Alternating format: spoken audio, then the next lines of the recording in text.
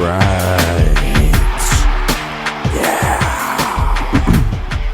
Back for part 2. I just got done crowd surfing. All right. So we were on... wait, did we answer any plans for a meetup other than CrimeCon? Did we answer that one? No. All right. So the answer is no. No. Well... Yes and yes. Here's the problem. Are there any plans? No. The captain's right. There are no plans. However, it's not out of the realm of possibility. Let's liven up the party a little bit. We did a podcast. Did they call that a podcast festival or podcast event that we did? It was a festival, I think. At that theater downtown, which was really cool. You got us in with that. And then we did something at the Historic Society, in Columbus, Ohio last year, where we actually talked about a case. Yeah, and so the podcast fest, we talked about some new information on the Brian Schaefer, and that was actually heard on off the record. Mm-hmm. Now, with both of these events, we were finding out the details as we went, so maybe we didn't advertise them as well, but also the people hosting the events didn't really sell it as well as I think that they could have as well. So we do other things than CrimeCon. We are certainly excited to be at CrimeCon this year, and like I said, we did those 2 things last year, probably do 2 things again this year, something or other. Yeah, I've been putting out some feelers on doing just some meetups, solo meetups, the captain tour. I'm trying to come up with some idea, like an evening with the captain, where I go and maybe play some of my songs other than the music that you hear from the show. You can find that at CaptainFatHands.com. But I've been working on something, if I could figure out some way to do it where I could go into a club, play a small set, do a Q&A, do a meet and greet.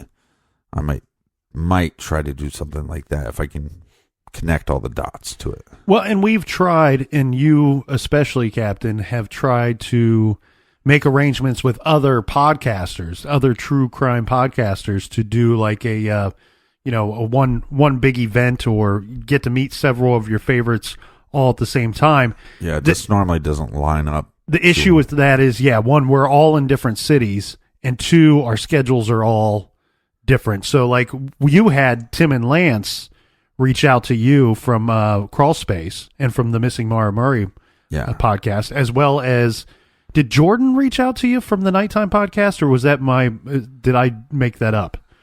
He had some event that he invited us to. Is going to be in Toronto, but that's the other thing that is difficult too, is you can have 1 week that feels like a hurricane. You get done recording, you start trying to get ahead of the next episode, getting all the ads together, putting the music where it needs to be, creating the music, doing the research, having phone meetings to know where we're trying to go with the story. How do we want to tell the story? And sometimes if there was an event where we had to leave town, that episode is going to fall short. Right. So that's been the constant struggle. And that's why, we've been approached by a couple companies where we would take one story, one case, and would duplicate that multiple times and do like 10 cities or whatever. I know, like, My Favorite Murder's doing that. It's not out of the realm of possibilities, but again, just a day of traveling and a day of focusing on a show would have to do so much more work just to get the episode to be the quality we want it to be.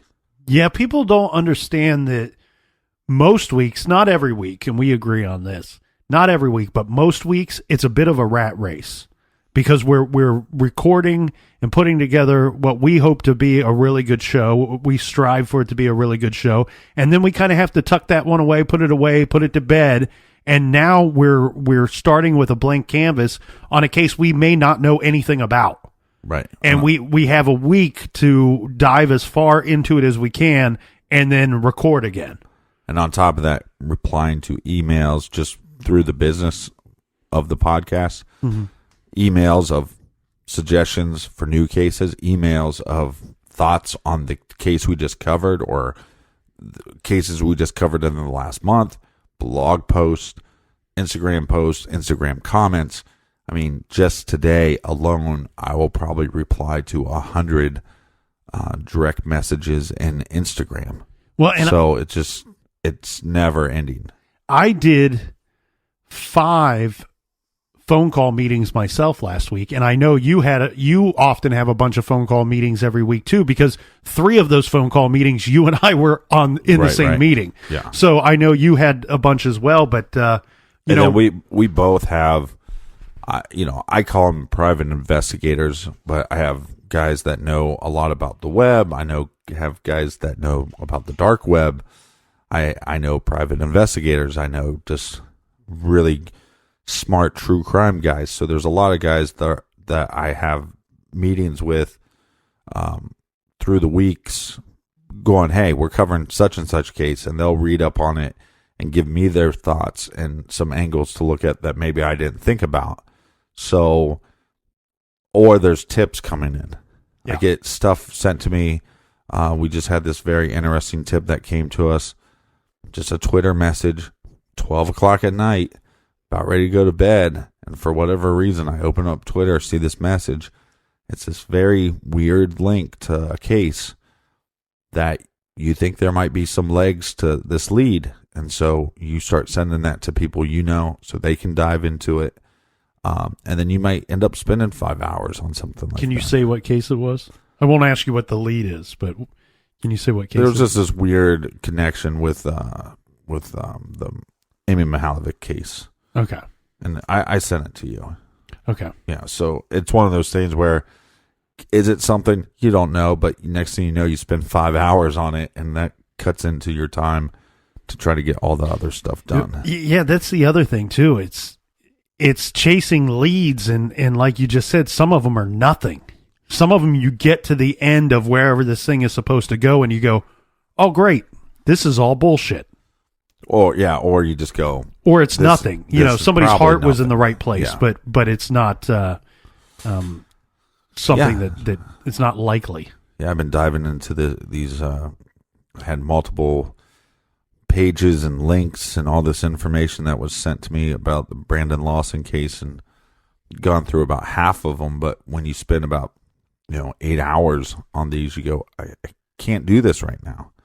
I need to get ready for the next week of our show. So the one troubling thing I have, Captain, it's when the old ADD kicks in for me, where I'm supposed to be researching a specific case, and something will pull me into another direction, and next thing I know, I'm actually researching a completely different case because I've stumbled onto something. Right. I'm sure you've been a victim of that as well. The worst now, though, is when I play gigs. I love when somebody that listens to the show pops up just to say hello, but I'll be on breaks at a gig talking about cases, and I'm just like, I only chose to do this gig to come out, hang out with my buddies, and get away from true crime. Right. I'm constantly, I'm forcing myself now to go, okay, can't watch true crime today. Right. I can't read about it. I watched The Green Room. Have you heard about this? Mm-hmm. It's a punk band goes to play a party. There's no money involved. Mm-hmm. They can't make it back home, so the guy sets up another gig. It just so happens to be for basically a Nazi group. Okay. And they play the gig. I'm not going to give it too much away, but something happens, and now they can't leave the gig. Mm. And they're surrounded by all these Nazis. And I'm not a gore movie fan. I don't like gore movies. Right. It is very gory. Is the story good? Because sometimes I find with the gore movies that it lacks in story. It definitely lacks in story, but I think just the concept in itself. I mean, that you're playing this party, this Nazi party, and these guys aren't Nazis. They're just a punk band. Ain't no party like a Nazi party. Yeah, that's not a thing. That's not a thing. Don't ever say that again. Then he was replaced the following week. Because the Nazi party, you can't leave. You can't leave. You can't leave. Nazi party alive. There's a lot of people going in. No one's coming out. So it was basically a slasher film, but instead of like the monster being Jason or Freddy, it was this group of Nazis. But like there's no signs that it's going to be a gory movie, dude. But once it becomes gory, it's like gory right away. And you just described one of my favorite movies of all time, From Dusk Till Dawn, where I don't know if you're familiar with it, but you watch it, you don't know that you're going to end up watching a gore slasher film, and then it very quickly turns into that at one point, and I don't know. I love that movie. So it seems like a little bit of a nod to From Dusk Till Dawn. Yeah, so I got through that movie, but then I was going to watch the 2020 I can't talk. The 2020 Chris Watts special, and then I forced myself not to watch it and to watch a comedy movie with Adam Sandler. This is my life now. I have to force myself to make yourself watch a comedy. All right. Does Nick know how smooth his voice is? I don't know. I wish it could be smoother. I wish he could pronounce cities correctly. Just look them up every now and then. Well, the best is sometimes he says them, and I think to myself, that is so wrong. But sometimes there's tension where we got a lot of work to get done, and you don't want to stop and be like, you sure you want to say Costa Rica that way? Costa Rica? Costa Rica. A lot of people say Costa Rica. Here's the thing that Costa Rica. Here's the thing that I get a little tired of. Costa Rica. Costa Rica. It's actually Costa, by the way, Costa Rica. But anyway, regardless, the one thing I do take umbrage with, to be smooth, is that I tend to, and I get it. I've heard people say it's, and you've actually told me this several times. Just look up the word. Well, it doesn't always work out so simple that way. You can look it up, and it doesn't always reflect the vernacular of the area, right? Right. So, like the one where I got drawn and quartered for, the crucified more than any other, was Worcester, Massachusetts, yeah. and I had many people email me and say, "How could you not know that it's Worcester?" And if you look at the word itself, it doesn't look anything like Worcester. Well, it's also for starters, right? We have Worcester in Ohio. There's a Worcester, Ohio town, Wooster, and Worcester. Yep. Right. So that looks like Worcester. Anyway, this is a long way of saying I'm a blue collar guy from Ohio, and I tend to say things the way that a blue collar guy from Ohio would. So if I mispronounce any one city, it doesn't mean I don't mean it any disrespect. I love so many cities and states in this great country, and have been fortunate enough to visit some in other countries as well. I absolutely mean it with no disrespect. It's just kind of take me for what I am, a salt of the earth kind of dude. I'm going to mispronounce names from time to time. He's smooth and salty. Right. That's gross. All right. Okay. So, why do you leave out the gory details? And when did you decide to do this? Like, was it a conscious thing? Which is, I don't know if that's, I mean, they might be referring to one case, which, again, we could go through all the details of that case. But, well, not every case do we leave out the gory details. So. Yeah, it's not even really most of the time it's not a conscious effort to do so. We have had, I don't know about you, Captain, but I've received several emails throughout the years that say you're too gory. You're too it's too gross. It's too heartbreaking to listen to some of these. And I'm not trying to play to any of those emails. I just when we put together a case, you kind of just do it on feel. You really just kind of do it on feel.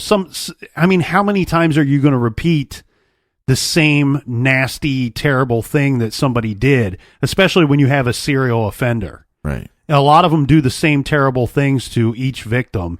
And it's really how many times you have to describe that for the audience to know that that's what exactly happened.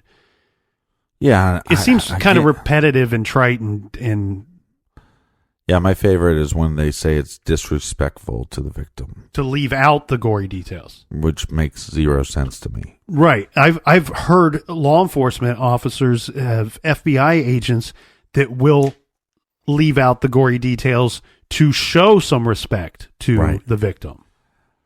That's the sign that I see it as. It doesn't bother me saying anything. I don't visualize it when I'm saying it, so I think it's fine for me. But I respect when we don't as well. Well, and to kind of put a lid on this too, there are rare is it that I find something in a case that I specifically choose not to say, that I consciously make an effort to not include it during our discussion. Right, but also when something is listed, like for example, they were kidnapped, they were bound, they were tortured, they were raped, they were sodomized, then they were killed. Mm-hmm. You could even say they were shot in the neck, they were shot in the back, they were shot in the head. This person was put into a garbage bag and then put into a trash can. Now, that was what was listed. Mm-hmm. There's nothing on that list that we missed. That's what happened to them. Right. We just didn't go step by step of what happened. Right. And if you want to hear that stuff, one, you can Google it too, but there's other shows that get off on that stuff and sit around jerking off while they read that stuff, and that's never going to be me. So, well, and we try to let the case, each individual case, steer us. So, and we also allow the discussion to steer us as well. All right. If you had to drink, I love this had to. We need to have wine next year. Next year, we need to not just have a beer, but we need to have a wine. So our beer of the week will be a wine? Yeah, but you call it the wine of the week. Just one episode. We've done wine before. But they said if you had to drink wine on an episode, which wine would you choose? Yeah. Do they mean brand or variety? I don't know. I'm just reading the question. So my go-to wine is Merlot most of the time, and I drink red wine much more than I drink white wine. So Merlot, and then there's I'd go with 9 Crimes wine. There's 3 dozen good Merlots, if not more. What I love about the 9 Crimes wine is when you get it, there's that app that you put the phone up to the app or up to the bottle, and then the picture comes alive and tells you the story, why the person's in jail. Mm-hmm. So it'd probably be that, because it goes with the theme of our show. The difficult thing with, that's long enough. Never mind. Go ahead. Yeah, but there's several times where we have, we drink a beer of the week, and then we go to Miller Lite or Guinness or Newcastle, because some of it's really hard to find these beers, and then sometimes we go from beer to bourbon. It's just what happens. Mm-hmm. Okay. If you could interview a serial killer, who would it be? That's a good question. Oh, that's a tough question. Then I'm going to put a caveat to that. So it'd have to be somebody that we know their identity, right? Yeah. I could weasel in there and go the Zodiac Killer. Then I would know who he is. Man, that's tough, because a lot of these dudes you don't want to talk to. And would you be behind glass or in a room with them? Yeah, what's the setup here? Because I'm not going to lie to you. Like you mentioned Wickline a few weeks ago about being terrified or afraid of somebody. He's not somebody that I would want to sit across the table from. But if you put me on the phone with him, I would talk to him. But see, I would like to be across the glass from somebody like that, just to get a read on their personality. And through the glass. I just meant in an unsupervised room, just sitting across the table from him. No, thank you. I want to know if the fear that some of the cops had with transporting him, would that fear come to me? Yeah. Even though you're behind glass, obviously, but that's something you're not going to really understand over the phone. Not serial killer, but there's a couple people I'd like for somebody to put, like no glass, just put me in a room with them. Give me about an hour in a room with Chris Watts. That'd be fun. Mm. I mean, I literally think I'd just end up kicking the shit out of him, but I don't know if that's allowed in the interview. Yeah, but okay. So I think, let's give him an answer. Well, I think for me, and this is, I'm not trying to be an ass with my answer here. Okay. But I would probably lean towards some deceased killers, because to me, there's a little bit of a mystery of what did they take to the grave with them.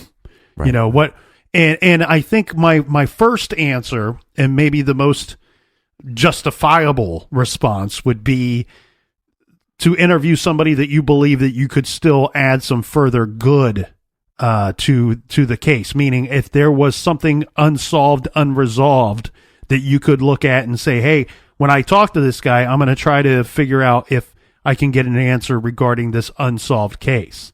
Yeah. So that would be my first thought. Ted Bundy would be towards the top of my list, and I do take a little bit of flack because I am so fascinated by Mr. Theodore Bundy, but he would be towards the top of my list. This might be out of left field for you, Captain, but the Columbine guys, Klebold and I can't think of their names off the top of my head, but those jerks, I would like to talk to, because I have a lot of questions for a lot of these school shooters and people that just go into a crowd and attack random people. Yeah. I have a lot of questions about that. So it probably the Columbine guys would be at the top of my list. Yeah, I wouldn't mind talking to them. I think my theories that basically were told were dumb theories when we cover that case, I think they would be proven correctly. And then I'd laugh at everybody. Ha, ha, ha. And then Dahmer, but just because I think he's responsible for Adam Walsh's murder, and I think I would try to get him to talk about that. So that would be mine. So I'll go with Dahmer. All right. So next question. How do you do your research? I'll let you go. How do we do the research? Yep, that's what it is. Like I could say it as many times as I want. Yep, that's not going to change. That's what it's going to be. Well, simply I'm going to break it down my way. I will start by quickly, is there a Wikipedia page? If there's a Wikipedia page, that's good enough for 80% of the true crime shows out there. So I'll start with that. Is there a Wikipedia page? Then I'll see, is there any YouTube videos? Is there a documentary done on this? Is there a podcast done on this? And I'll start creating a list of all the items and who did them. For example, if we get a case and I go to YouTube and I search that case and there's a brain scratch. Well, if you haven't watched a brain scratch, you should, because he does great research. He's a great guy, great person. He's very thorough. You're going to learn a lot from him. And look, I'm a big fan of multiple true crime shows. I enjoy listening to My Favorite Murder. Do I think you're going to learn a ton about the case? Maybe not. But they're also going to be very entertaining. And that's kind of their shtick. And there's other shows that are maybe less entertaining but more knowledge based. And I think Brain Scratch does a great job. So if he has an episode on something, I make sure I watch it. Now there might be 3 other videos on YouTube by other people that I won't watch because I don't know where their quality is. So same thing with podcasts. The case might have been covered by Generation Y. Well, I'm going to listen to an episode of theirs. Yeah, because there's. Sorry, I just slammed my hand into something. It's tight quarters here in the garage. They're a solid show. Is the best way to, most simple way to put it. I think. And they're solid guys with solid research. Sometimes there'll be a show. My favorite. It'll be called like True Crime, step brother and sister, half siblings, done in a shed in Milwaukee. And that'll be the name of the show. And I'll try it and get to 5 minutes into the episode and realize these people looked up Wikipedia and that's all we're getting. Or it's something you can't listen to. It's painful. Yeah, or it's a bunch of captains making jokes and it's like just okay, let your Nick get to the story.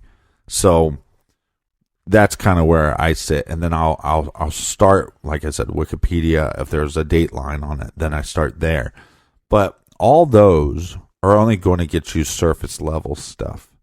Now, if you pay attention to the show, I'm going to be producing the music, trying to figure out the flow. I'm also there to interject thoughts. And we might have talking points along the way, but a lot of the detail stuff I might not have to. I'm more of a visual learner and audio learner. So if I can learn that way, and I try to get it to the point with my research, and my shtick on the show is totally different than Nick's shtick. He's going to be coming in with the facts, the details, the date and the time and the location. I might not have to remember that. But I try to get it to the point where every conversation, or I can call somebody up and say, have you ever heard of this case? They say no. And I can start talking for an hour. Right. So that's where I try to get to in my research and my preparation for the show. So, and I think the captain's answer is fantastic. And I think it points out one thing that's unique about this job, let's call it that. But I think this also works for real life detectives. We're not really detectives in the sense we're just researchers for the most part. Yeah, we have to play a little bit of detective from time to time, but where a real detective, I think they would tell you that no case is the same. That each one can kind of take you in a different direction, down a different road. There's different paths for everything. And so I think there's no cookie cutter version of how I do my research. It does depend on the case. More specifically, it depends on the location and the when the crime took place. So I will research a 1960s case much differently than I will research a 2005 case. Right. Completely different. Now, with all cases, my favorite thing, and usually my first go-to, is try to find local coverage of the case. If there be it newspapers, magazines, internet, TV, whatever. Usually I want to try to find local coverage of the case. People that know the area, know the people of that area. That's my go-to. Well, and also if you have connections, there's been several cases where I'll have a friend say, oh, well, there's a confession, right? Mm-hmm. And they have the documents of the confession. I'll get a buddy that actually gets those documents and reads it to me. That might not have a lot of bearing on the way that we tell the story, but it gives you a bigger understanding of what's happening in the case. And I think that's what you're kind of saying too, with like the local reporting. You're just going to have a better awareness of where the heads were of the community in that area. The local people tend to be a little more detailed with their story of what took place, because they can be. They know the area, they know the people. And a lot of them have worked for years with local law enforcement trying to get stories, trying to get the information and put it out there. So I love the local stuff. Like you had mentioned earlier about having some quote unquote friends. I do have some individuals that have different backgrounds. I don't reach out to someone every case, but if something is obvious, I will reach out to somebody. Like I have a firefighter friend. Right. I have somebody that's has a background in search and rescue. We have a friend that's a private detective. We have a friend that's retired law enforcement, retired detective. We have different walks of life. And so on occasion, if something's obvious, I will reach out to that person. Sometimes I'm even smart enough to do it a few weeks in advance, just send an email or send a text and say, hey, we're thinking about talking about this thing 3 weeks from now. There was a bomb involved. There was a bomb that was sent through the mail. Do you know anything about that kind of stuff? And it's so much, it's less specific to that case. It's more just, what is your experience? What do you know about that type of crime? Well, and I've had scenarios where I know the case pretty well, and we're days away from covering it, and I'll go have a beer with a buddy. Maybe I text earlier in the week, and they say sometimes they don't know anything about the case. Sometimes they know a lot. Right. But they might tell you on Monday, I don't know much about the case, but then when you go have that beer on Thursday, 2-3 hours later, you're going, wow, this is a whale of a case. There's a lot here. So, again, I think we try to put it in as much details as we can, with also trying to keep it entertaining and have discussions, because that's also the fun in it too. I mean, you can sit there and research cases by yourself. Nick could do an episode every week by himself, and I could do an episode every week by ourselves. But it's really hearing the other viewpoints, because it's just like I was talking with this Amy Mihalik thing that I've been looking at. This angle of it's somebody that knew the older brother. It's just not something that was reported on highly by like James Renner. So to have a friend of mine dive into the case and present a different idea to me, it gets my brain sparked in a different direction. And sometimes those conversations, like you said, your fireman friend you could call, and they could just say one line that really sparks a whole different path of thought. All right. Do you have a favorite True Crime Garage episode or episodes, and why?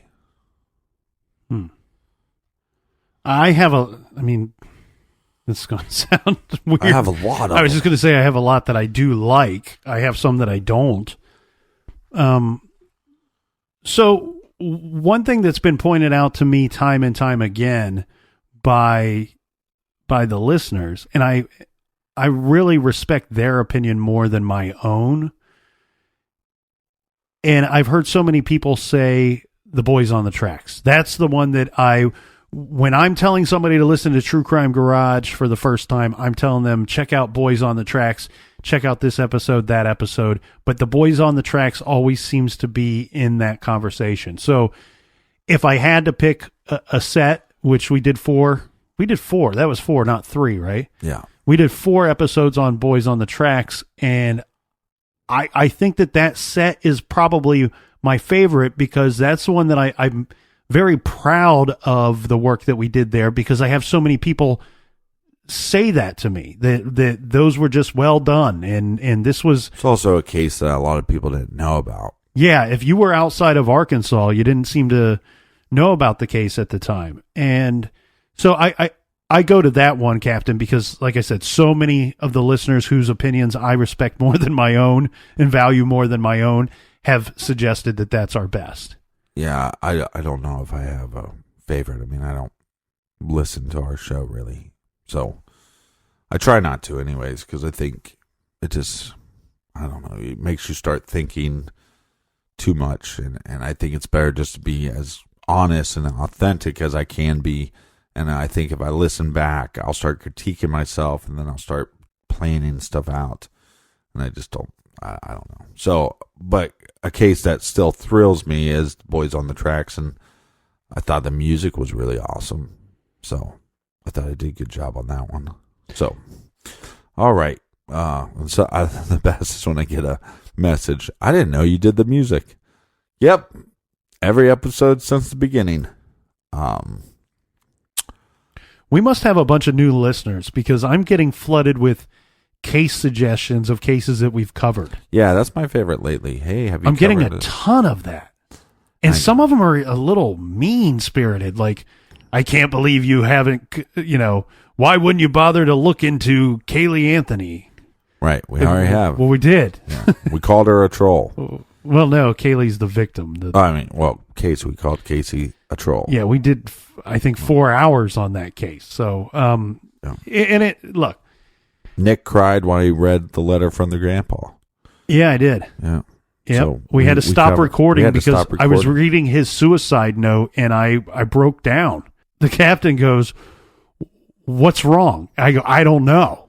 And you go, "Well, you're like on the verge of tears." And I go, "I know. I can't talk. There's a lump in my throat so big that I'm like choking right now." And you go, "Why is this bothering you so much?" For some reason, I my soul like slipped out of my body and became somebody else. Like I felt I was him for whatever reason, just reading it time after time after time. Yeah, that doesn't happen to me. It was a weird moment for me. Yeah. So, okay.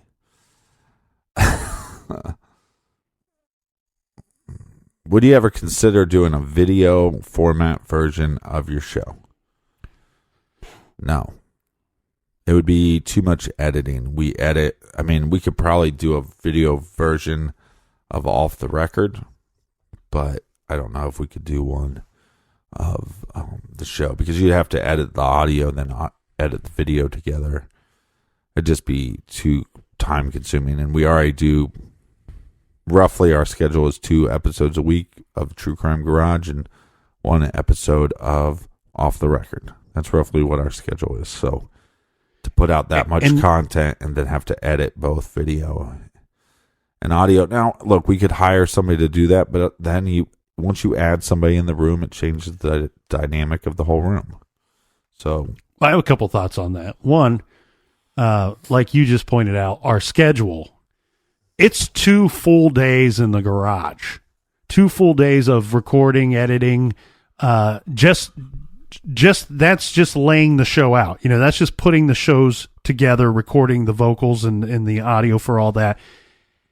2 full days. And it sounds like, I'm sure there's several people going, well, that's only 2 days. There's 7 days in a week, Colonel. Right. But then you're left the other 5 days to do everything else, which is the research, which is coming up with next week's show and putting everything together for those 2 full days of recording.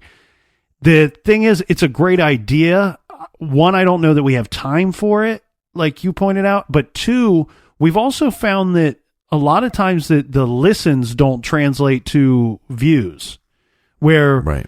There's a reason why people are listening to podcasts. They want to listen to a podcast. It's not every person that listens to a podcast goes, "Oh, I want to watch something as well." They can be mobile, right? Also, so you're driving in your car, you're listening, you're riding your bike, you're running, you're working out, you're grocery shopping.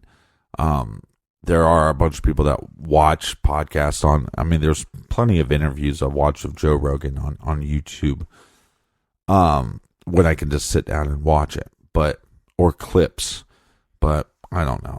We like the medium of podcasts, so I'll stick with that for now. Well, and you and I have always, even, being young dudes, we were always fans of talk radio, and this is the closest to talk radio we can get.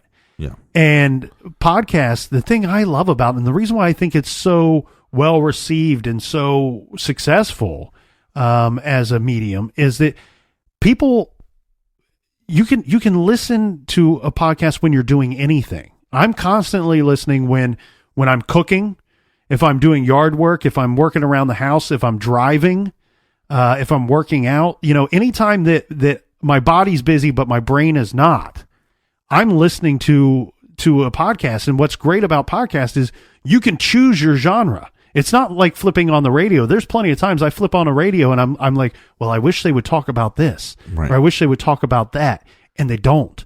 And sometimes what's crazy about what's going on, I think across the board these days, is I like to listen to sports radio from time to time.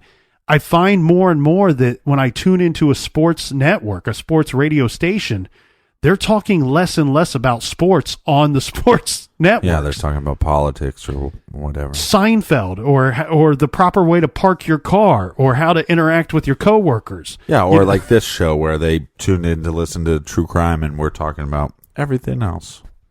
Oh.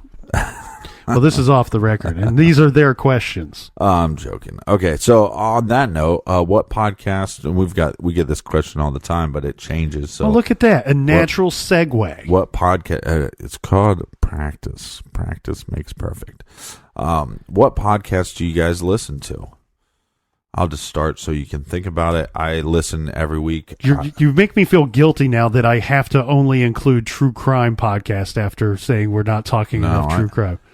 I haven't listened to a podcast, a true crime podcast, regularly in a year and a half, 2 years. When you were listening to one regularly, what was it?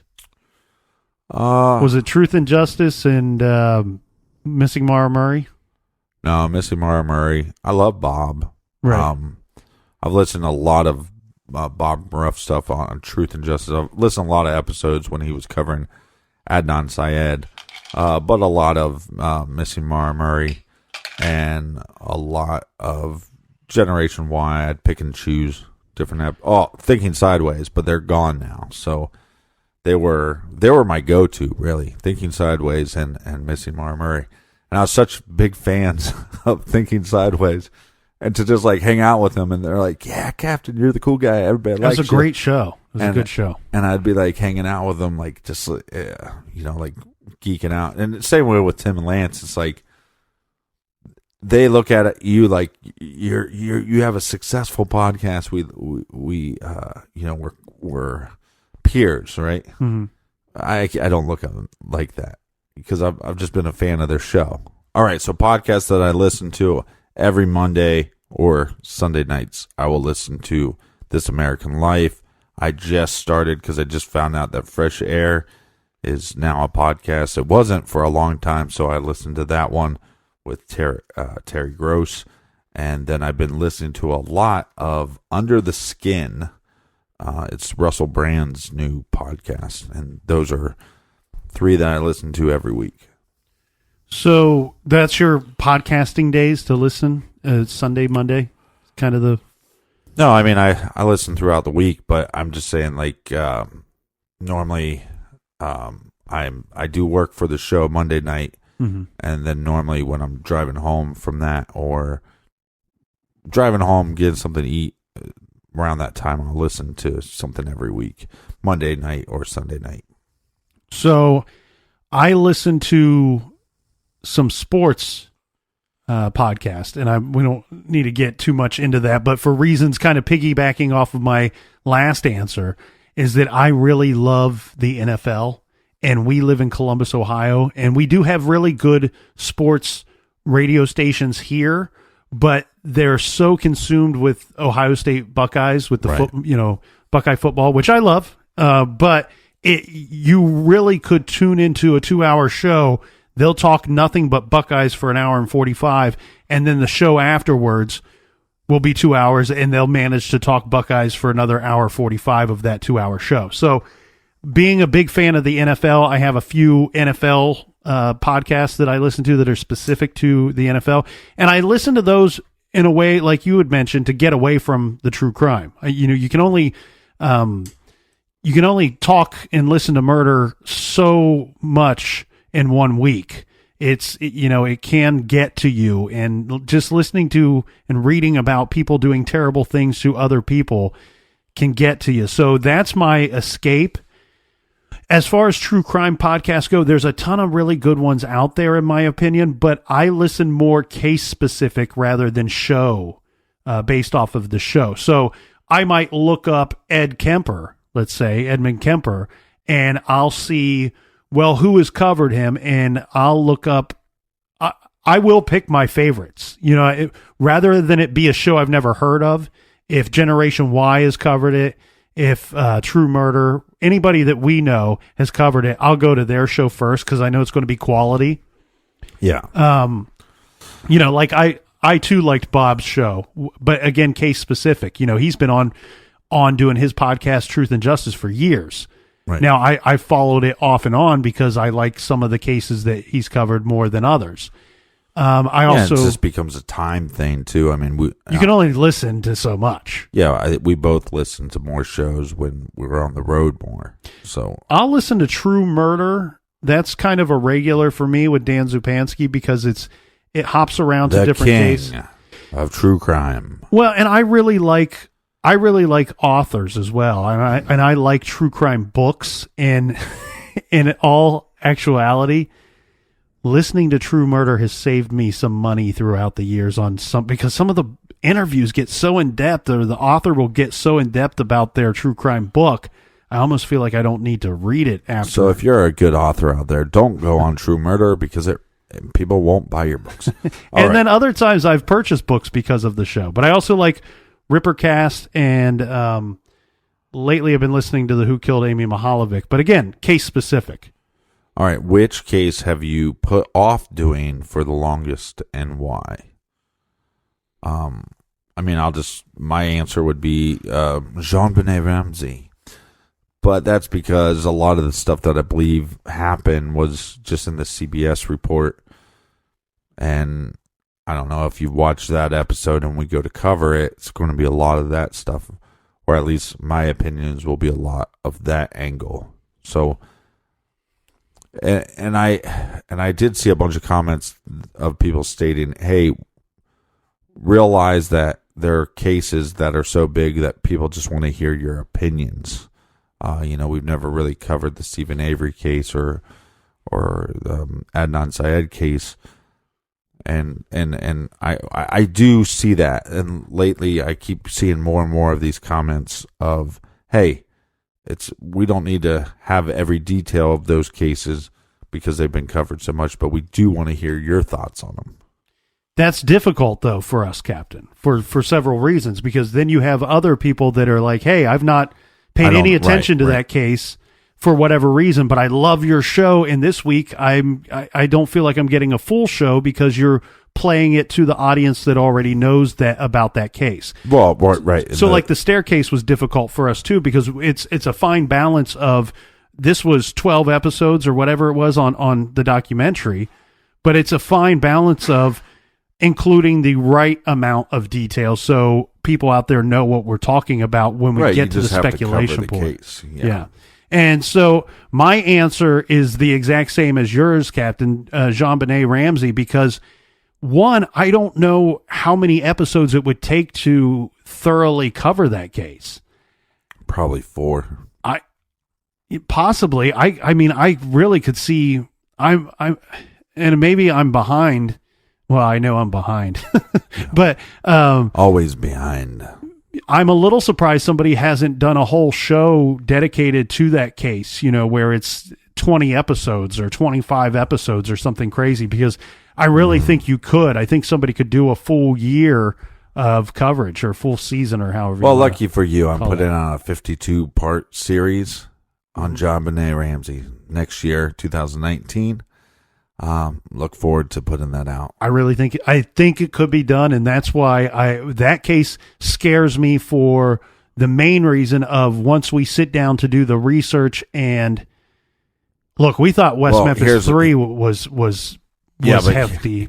Here's what's great about the special I'm doing. It's not only done with corresponding with CBS, but also CBC, also the BBC, also NBC, CNN.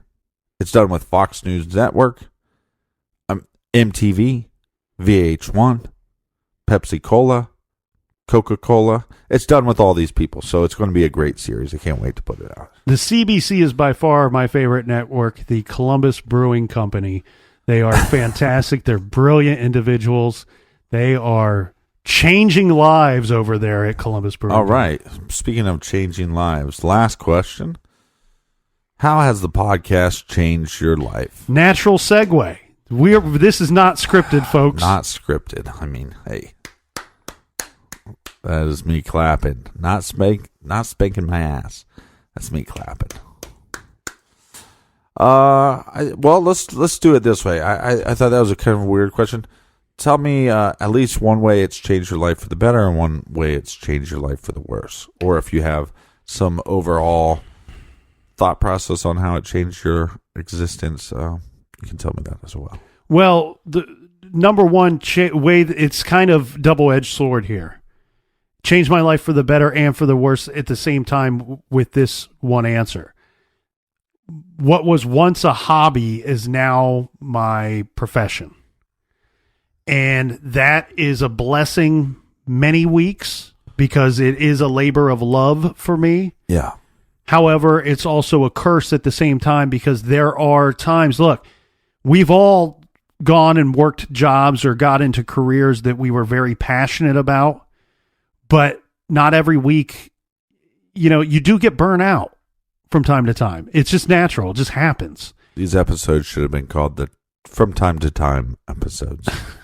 Why? Do I keep saying from time to time? Yeah, from time to time, you keep saying from time to time. Okay. But yeah, so that is my answer. That one of my favorite hobbies, one of my favorite passions of reading true crime has now become my profession. So it's been a blessing and a curse at the same time. From time to time. From time to time. There's a lot more involved. I mean, when we started the show, we really thought this was going to be something extra we do. Nick would be doing his career. I'd be doing my career. And this would be something we'd do. We'd have to make time to do it. And we'd look at it as like a part-time job. And just the amount of work to, again, with the emails, website, shipping out merchandise, research for cases. I mean, the list goes on and on.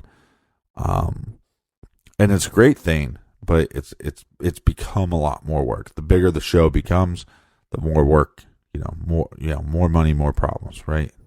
I think Biggie said it best. But so I don't get to spend as much time on my instruments, guitar and bass, and practicing as much as I used to. And back in the day when I taught guitar, it was nice. I knew one of the reasons why I started teaching was I knew that I'd have to have my instrument in my hand for at least 20 some hours a week. Mm-hmm. So naturally, you're just going to keep getting better and better because you have the instrument in your hand. The downfall of that was you're teaching a lot of beginners. So yes, you keep getting better at the fundamentals, but you're not pushing yourself. But there are good things like, to compose a theme for each show every week. It's nice because the show is going to come. I have to create something. So it's really, there's some weeks that I think this song kind of sucks. But then I'm like, we got to put out a show, and I don't have another better idea, so here it is. And I put that song out.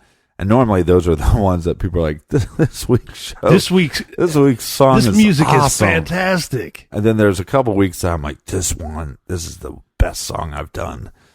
And then we'll put it out, and there will be no comments about that song. Right. And I think, people say, there's a couple where I was real proud of them, and one guy said, this beat sounds like you're running through a field. It's stupid. Or something. Whoa. But it's just like, it's like supposed to be spooky, and it sounds like we're running through a field. This song is stupid or whatever. What was that one comment? And I don't remember it verbatim. It's stop it with the music. This is embarrassing. Yeah, this music is embarrassing. Oh man. Oh, and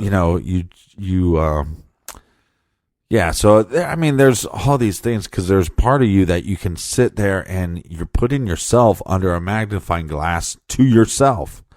So there's so many things that you can be like, oh my God, I'm such an idiot, or oh, why did I pronounce it that way, or some weeks that you can't talk, so you're just bumbling all over the place and you have to edit. And so that can get to you. But then on the other flip side, you have a bunch of people, almost every time I go out to to have a beer just in local brewing companies, somebody will be like, "Hey, Captain, is that you?" Right. And I'm, what? Oh, I heard your voice. And then they come over, and it's like we're best friends because they've listened to a bunch of the shows. So we have a bunch of stuff to talk about. And then they just tell you how much they enjoy your show and how much they listen to and from work. And those are the moments that it makes everything worth it, because I was driving to those gigs. I was getting in my car at night and going, okay, I got an hour and a half drive home. Oh, by the way, I got a podcast that lasts an hour and a half that I get to listen to. Mm-hmm. Game changer. Your night is going to be pretty good. Right. And so to have people tell you that you do the same thing for them, I mean, that's I sometimes I forget that when I'm bitching about the work or the emails, but then when I'm reminded of it, I go, oh yeah, we're lucky. We are very lucky to be doing what we're doing. Good answer. All right, that's enough. That's enough of that. Tear it down. Shut it down. All right. Tear it up. Shut it down. Dare to keep a kid off drugs. Go home. Keep a kid. Go home. There's nothing to see here. All right. Till next week.